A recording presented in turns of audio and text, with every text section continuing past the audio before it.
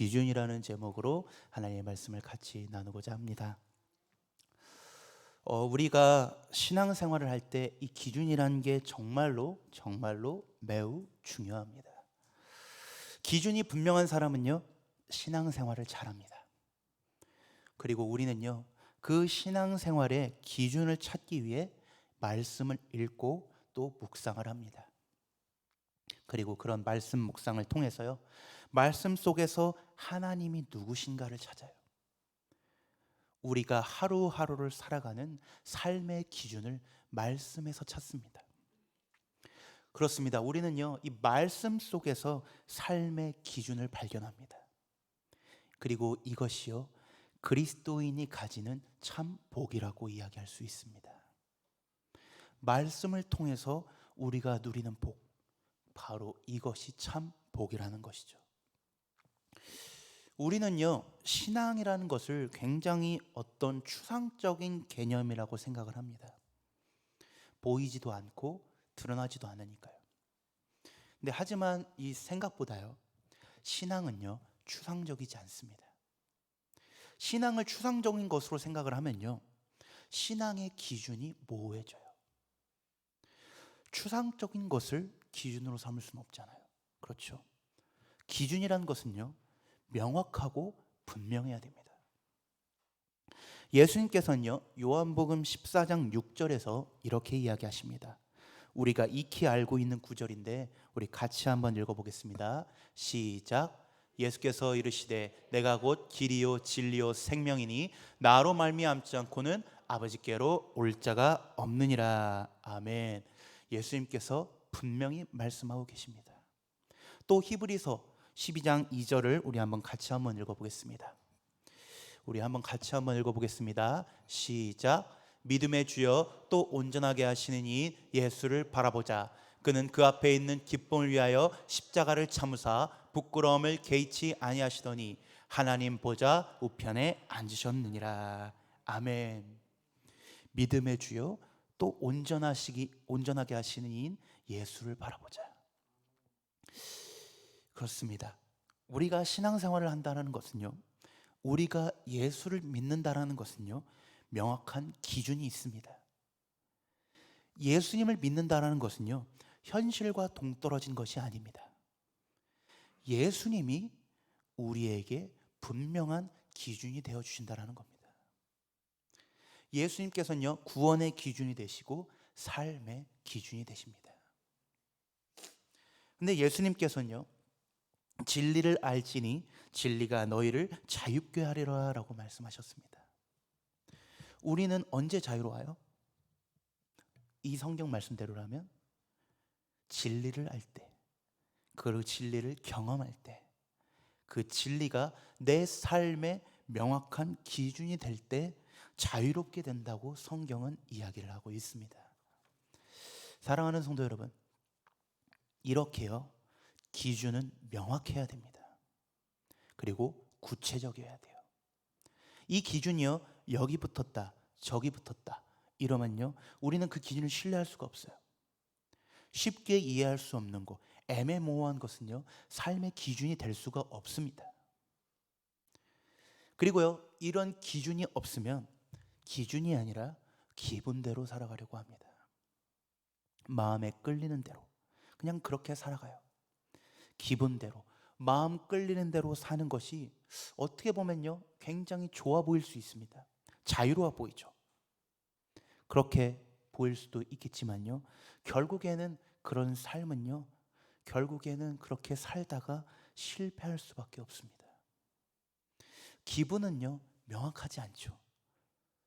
기준이 중요합니다. 기분, 감정, 그 느낌대로 살아갈 수 있습니다. 하지만요, 그것이 삶의 기준이 되어서는 안 됩니다. 그런 우리에게 있어서요, 이 말씀, 성경은요, 우리에게 명확한 기준이 됩니다. 성경은요, 우리가 걸어갈 길, 앞으로 걸어가야 할 그 길을 우리에게 제시해 줍니다. 그러니까 우리는 말씀을, 성경을 가까이 해야 합니다. 오늘 본문은요, 이 느헤미야서의 마지막 장입니다. 결론 부분인 거죠. 이 느헤미야로 인해서요, 성벽이 재건되고요, 흩어진 이스라엘 백성들이 돌아왔습니다. 느헤미야가 예루살렘으로 돌아오고 나서요 12년이 흘렀고요. 느헤미야는 성전이 다 그 성벽이 다 재건된 후에 다시 바사로 돌아갔습니다. 이 본문에 보면요, 느헤미야가 이제 두 번째 임기를 감당하기 위해서 예루살렘으로 돌아옵니다. 그러고 난 일이 여기 기록이 되어 있어요. 이 느헤미야가 다시 예루살렘으로 돌아왔을 때 그 느헤미야가 본 광경은 굉장히 충격적이었습니다.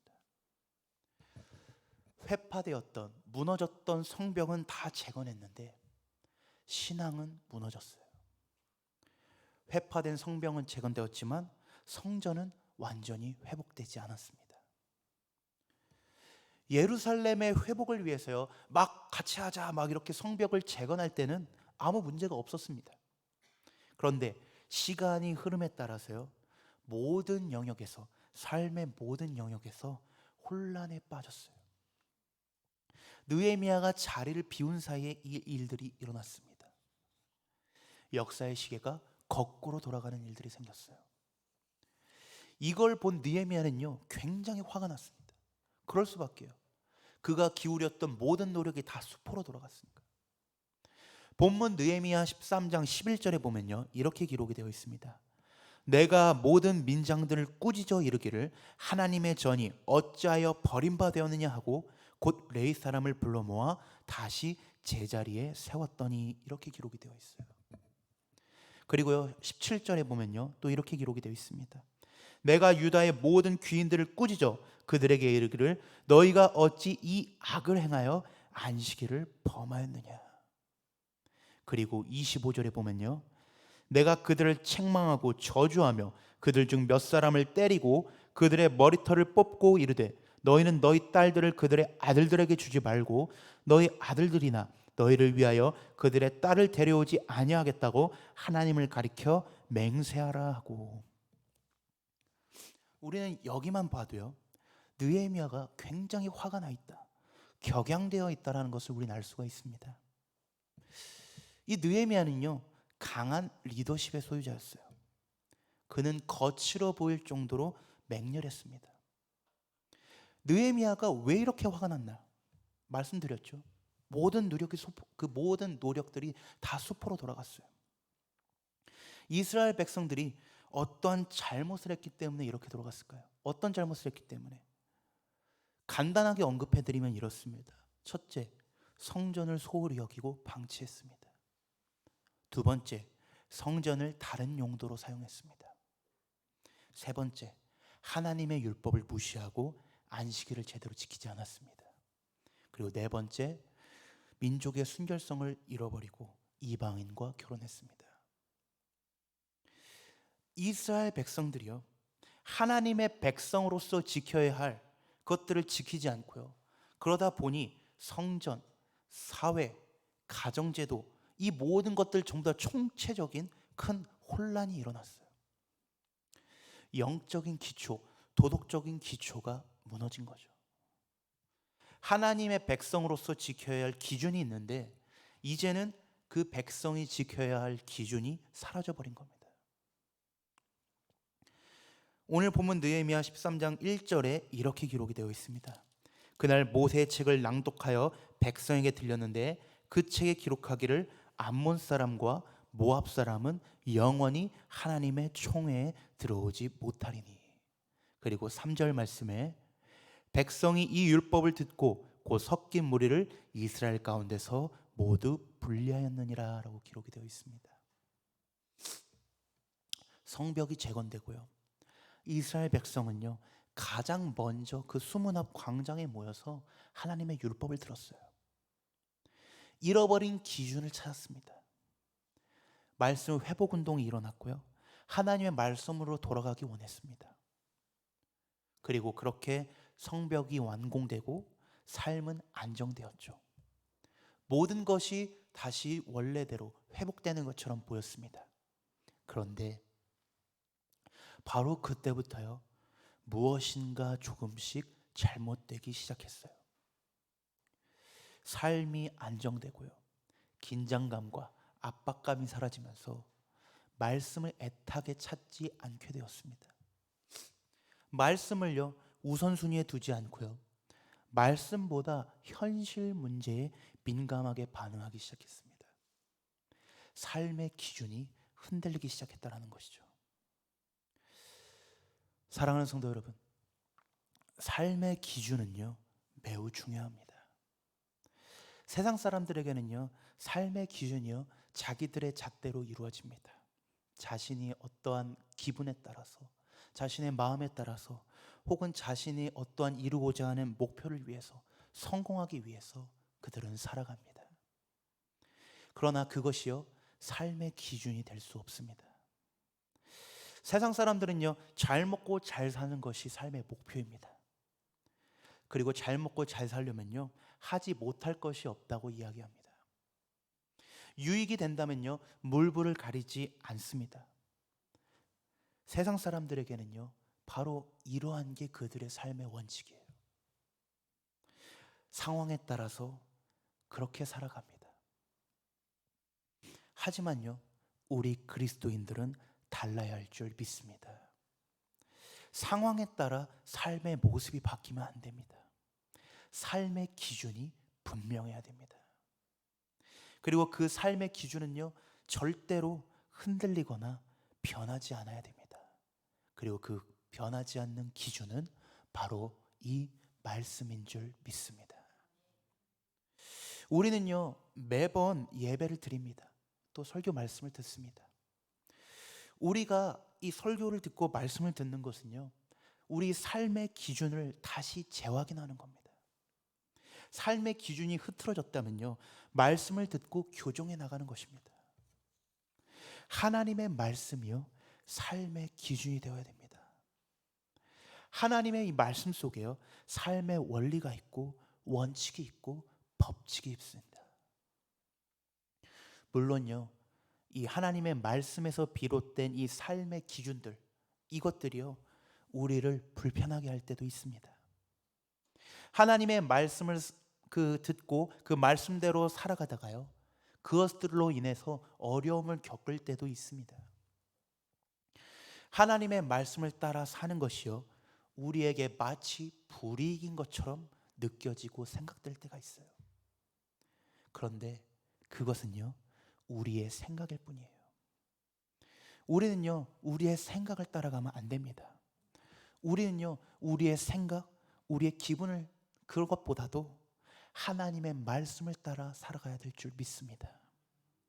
그리스도인들은요, 세상 사람들의 눈치를 보면서 삶의 기준을 바꾸어서는 안 됩니다. 오히려 우리의 삶이요, 저 세상 사람들의 기준이 되어야 될 줄 믿습니다. 그리스도인이요, 세상 가운데 기준을 제시할 수 있어야 됩니다. 우리가요, 이 코로나19를 겪으면서요, 삶 속에서 굉장히 많은 것들을 조금씩 포기하면서 살아갑니다. 그렇죠? 그러면서 우리가요, 코로나 상황이니까 어쩔 수 없다고 생각함. 그렇죠? 포기하는 것이 생각보다 많습니다. 과거와는요, 명확하게 달라진 거죠. 그런데 아무리 그렇다고 하더라도 이 코로나의 현재 상황이 우리의 삶의 기준이 될 수는 없습니다. 삶에 문제가 생겼다면요, 그것은 삶의 기준이 무너졌기 때문입니다. 삶이 깨어졌다면요, 이제는 그 기준을 다시 재정립해야 됩니다. 그러니까 본질로 돌아가야 됩니다. 느헤미야는요, 성벽이 무너진 이유하고요, 이스라엘 백성들이 이 포로로 잡혀간 그 이유를 그들이 알기를 원했어요. 왜 성벽이 무너졌는가? 이스라엘 백성들이 왜 포로로 잡혀갔는가? 이웃 나라가 강대해서일까요? 유다의 군사력이 미약했기 때문이었을까요? 아니죠. 결국엔 하나님 말씀에 불순종했기 때문입니다. 하나님의 말씀에 순종하는 것, 이것이요, 삶의 기준이 되어야 됩니다. 지금도 마찬가지죠. 하나님께서는요, 우리가 하나님의 말씀에 순종하는가를 보십니다. 우리가 하나님의 말씀에 순종할 때요, 하나님께서는 우리에게 복을 주십니다. 아니, 다시, 하나님의 말씀에 순종하는 삶 그 자체가요, 복인 줄 믿습니다. 신앙생활에서 정말로 중요한 것은요, 하나님과 바른 관계를 맺는 거예요. 하나님의 말씀에 순종할 때 우리는 하나님과 바른 관계를 맺을 수 있습니다. 하나님의 말씀을요, 삶의 기준으로 삼고요, 하나님의 말씀에 순종하는 사람은 복을 받을 수밖에 없습니다. 삶의 열쇠는요, 우리 인생의 열쇠는 우리 하나님의 손에 있다라는 것을 언제나 명심하며 사시는 저와 여러분들 되시길 바랍니다. 우리의 삶의 모든 순간을요, 하나님께서 주관하십니다. 그렇기 때문에 하나님께서는요, 자신의 사람들을 반드시 승리하게 하십니다. 여러분, 말씀을 마무리하려고 합니다. 사랑하는 성도 여러분, 말씀에 순종하며 산다라는 것이요, 생각보다 쉽지가 않습니다. 많은 기독교인들이요, 교회에서 성경 공부할 때, 교회에서 말씀을 들을 때 무엇인가를 깨닫고 안식을 얻고 평안을 얻습니다.